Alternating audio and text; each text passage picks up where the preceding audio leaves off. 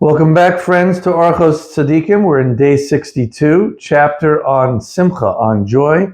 And the author is telling us 8 different areas of trust in God, and he's explaining them. And today we are starting the third way of different area of trust in God, which is trust with respect to family members, your wife and children and family members. And he says, one's wife, children, relatives, and loved ones. If the one who trusts in God, in this case, is a single person or a convert, right?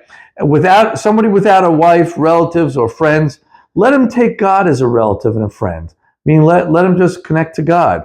As it says in Song of Songs, this is my beloved, and this is my friend, referring to God, right? Let him think that everyone who has relatives after a short time will return to the grave and remain a stranger and alone, and neither relatives, children, nor friends will help him. Not one of them will befriend him, because he's gone. And let him then think of his freedom from having to provide for relatives that are dependent upon him.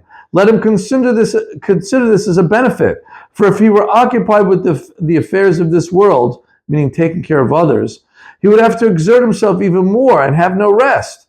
And if he's occupied with affairs of his spirituality and his true end, with mitzvahs, and connecting with the Almighty, then there's no doubt that he could achieve greater freedom of heart and connection with God without relatives.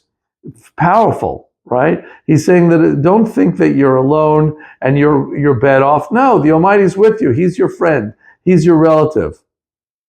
It's for this reason that those holy ones who are close with God fled from their houses and many times from their relatives to the mountains to free their hearts for God.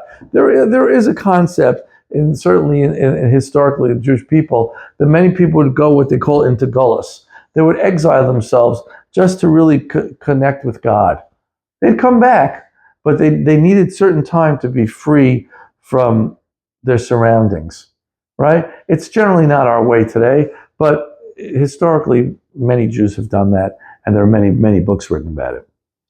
Okay, and then he goes, and if the one who trusts in God has a wife, children, and relatives and loved ones, let him trust in God for the strength to fulfill his obligations to them and to satisfy their wants.